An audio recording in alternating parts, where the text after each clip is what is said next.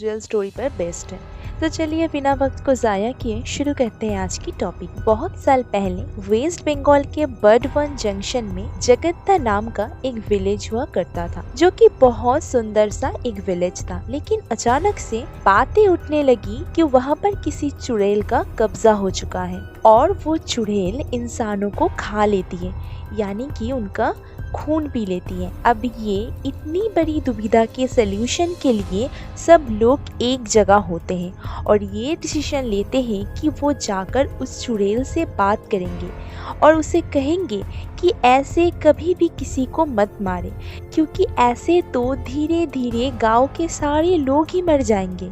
तो वो लोग इसके बदले वो खुद ही किसी ना किसी को भेज दिया करेंगे। देन सब कुछ वैसे ही चल रहा था। लेकिन एक दिन एक बूढ़ी औरत जो कि विधवा थी और इस दुनिया में बिल्कुल अकेली थी, और उनका एक बेटा भी था और वो लोग ब्राह्मण थे और उनके बेटे की उस दिन बारी आई हुई थी। तो उस औरत ने ये डिसीजन लिया कि वो इस विलेज से भाग जाएंगे। तो वो औरत और उनका बेटा उस रात वहाँ से भागते हैं। लेकिन विलेज के एंडिंग में ही एक औरत खड़ी हुई होती है जो कि उन्हें पूछती है कि क्या हुआ, आप लोग इतनी रात को भाग क्यों रहे हो। तो वो कहने लगती है कि इस विलेज में एक चुड़ैल आ गई है जो कि सब इंसानों को पकड़कर खा रही है। तो गांव वालों ने ये डिसीजन लिया है कि हर घर से एक जन हर दिन उसके पास जाएगा। तो आज हमारा पाला है, लेकिन मेरा एक ही बेटा है, तो मैं इसे कैसे दे दूँ। तब वो दूसरी औरत कहती है, क्या सब लोग उसे चुड़ैल कहते हैं।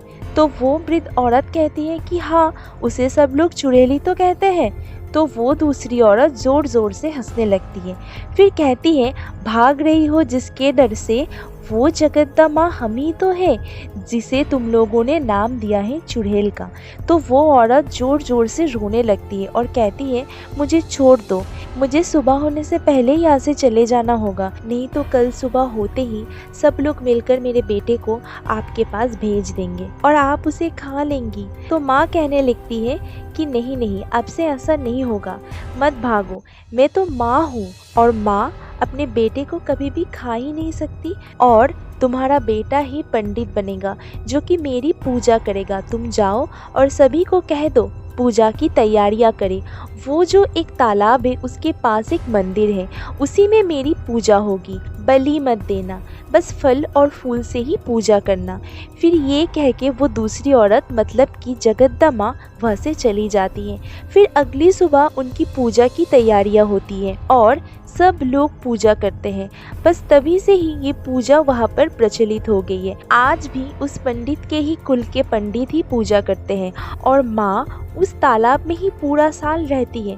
सिर्फ पूजा के दिन ही उनकी मूर्ति उस तालाब से बाहर आती है और पूजा वाले दिन उस गांव में मेला लगता है और उस दिन गांव वाले उन्हें एक रथ में चढ़ाकर पूरे गांव में घुमाने लेके जाते हैं ताकि सारी बुरी शक्तियों का विनाश हो जाए। और जब उन्हें घुमाया जाता है तब उनकी मूर्ति पर बहुत सारा पानी डाला जाता है, क्योंकि अगर पानी डालना बंद कर दिया तो मूर्ति फट जाएगी और पूजा के अंत में माँ की मूर्ति फिर से उसी तालाब के पानी में समा जाती है। तो ये थी आज की रियल स्टोरी जो कि जगदम्बा माँ के बारे में थी। जगदम्बा माँ यानी कि दुर्गा माँ का ही एक रूप। तो गाइस, ये स्टोरी आपको कैसी लगी कमेंट करके ज़रूर बताइएगा। Thank you for watching.